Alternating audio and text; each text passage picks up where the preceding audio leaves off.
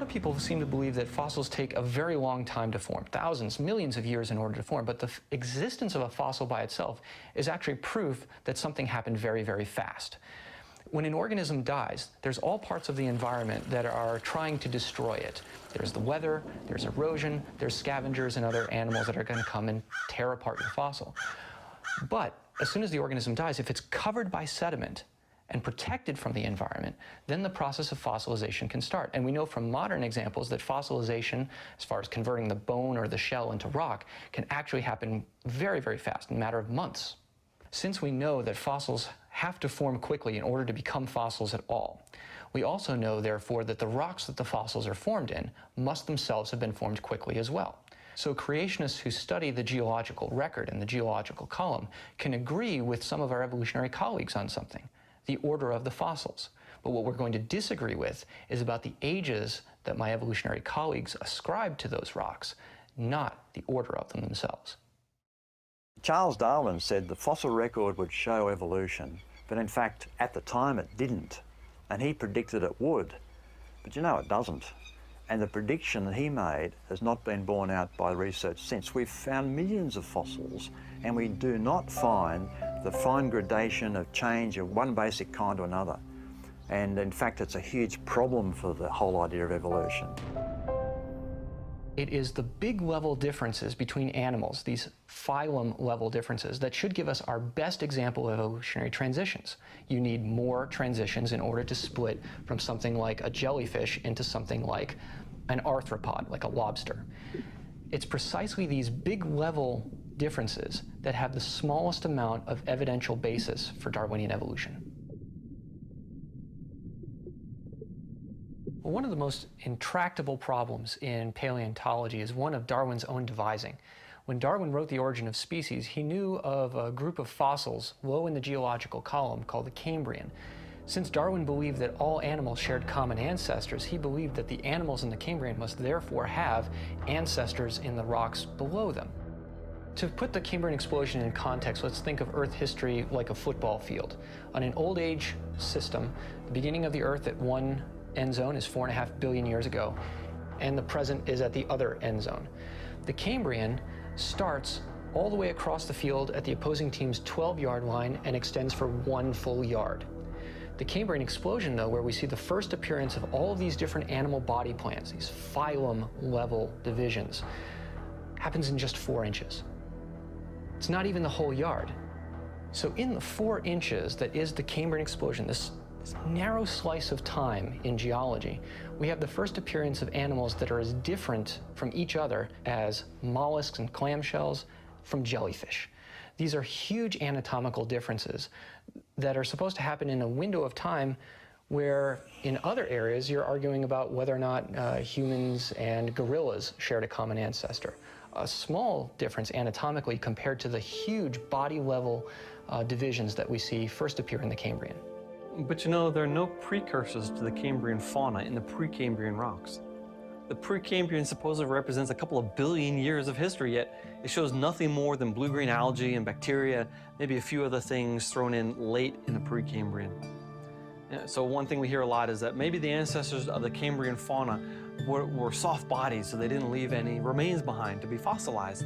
And Darwin in The Origin of Species, he said, "No organism wholly soft can be preserved." But that is nonsense, for even he knew fossil sand ripples and even raindrops were preserved in the rocks. And today, we have fossils of jellyfish, of worms, right from the fossil record. While the Cambrian explosion stands as strong evidence against evolutionary predictions, it's actually exactly what creationists would expect out of the fossil record. If Noah's flood created the bulk of our fossils and sedimentary rocks, then we would expect that as the flood starts in the ocean and drives its way on towards the continents, that it would pick up these marine ecosystems, burying them in sediment and driving them up onto the land where they would become fossilized and become sedimentary rocks. The thing about the Cambrian explosion that's so interesting is that when we look and see in those first 4 inches, when all these different animal phyla appear, it's a complex and complete ecosystem. This isn't a single organism that shows up and then later on another organism and then later another.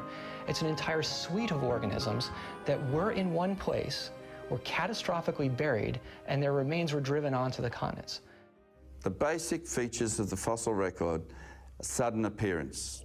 There's an absence of transitions leading to the first appearance of a particular kind of animal.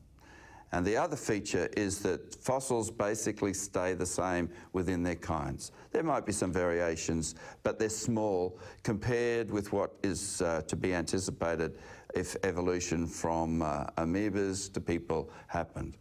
Evolutionists argue that the fossil record is incomplete, but this is no longer an adequate answer to this because we have millions of fossils that have been found.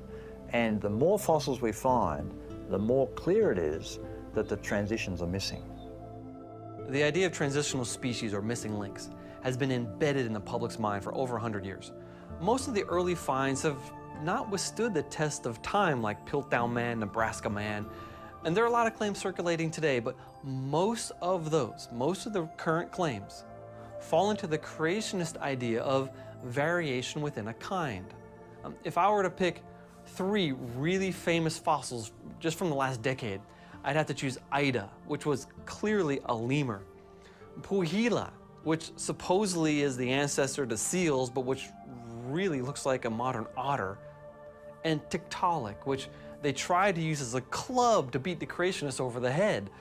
But then some evolutionists found footprints of a 4-legged animal in some rocks in Poland that the evolutionists had dated to millions of years older than Tiktaalik. So not only was Tiktaalik not transitional, but right now there's no candidate for that transition.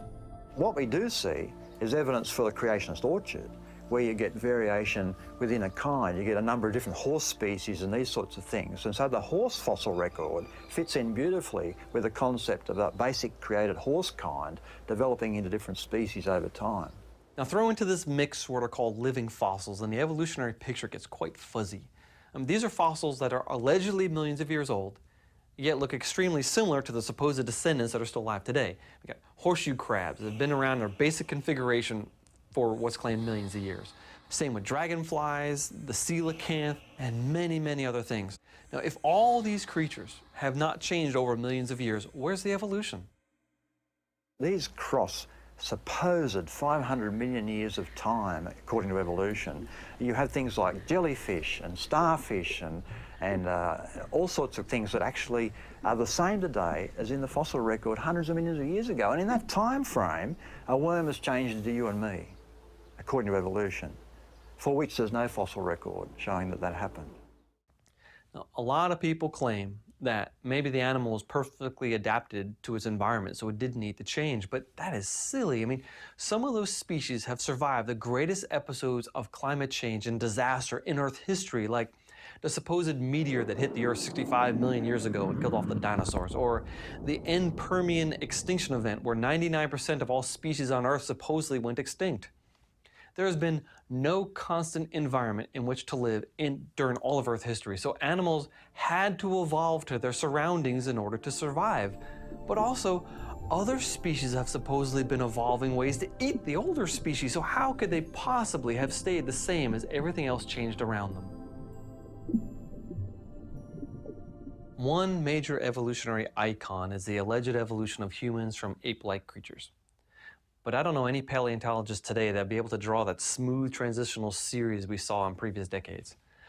There are so many supposed species on the evolutionary tree of human history today, it's hard even to list them all, but let's just pick the most popular one, Neanderthal man. It was originally depicted as a half monkey, a distant relative, a real caveman. But today, everything has changed. Different paleontologists are trying to make the case that Neanderthal painted in caves, ceremonially buried their dead with their heads pointing towards the sunrise, made musical instruments, had the controlled use of fire, searched the landscape for rare minerals in order to make cosmetics. That is not the Neanderthal man I grew up with. And now that the genetics revolution is upon us, we've been able to construct 5 or 6 different Neanderthal genomes. There is strong evidence that modern man and Neanderthals interbred, meaning we are the same species by definition.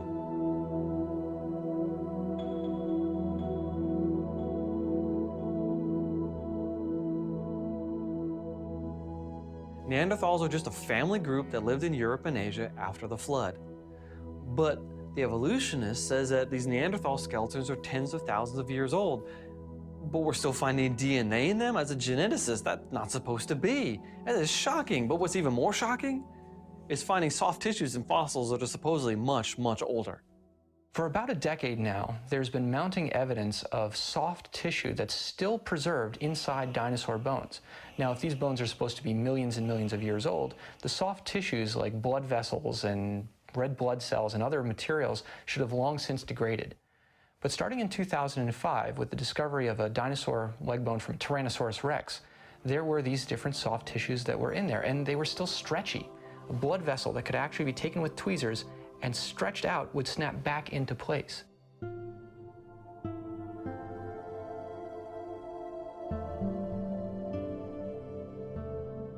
More material was discovered, different types of proteins have been identified in laboratories, and now there are mounting evidences coming in from a wide range of different types of fossil animals from the so-called Age of Dinosaurs. We've got Tyrannosaurus rex, Triceratops, a duck-billed dinosaur, even eggs from sauropod dinosaurs. Those are the long neck ones from China. And so with mounting evidence now from not only North America, and not just one unit in North America, but from multiple levels of rock in the record, and from different continents, soft tissue is being identified more and more by more researchers in paleontology.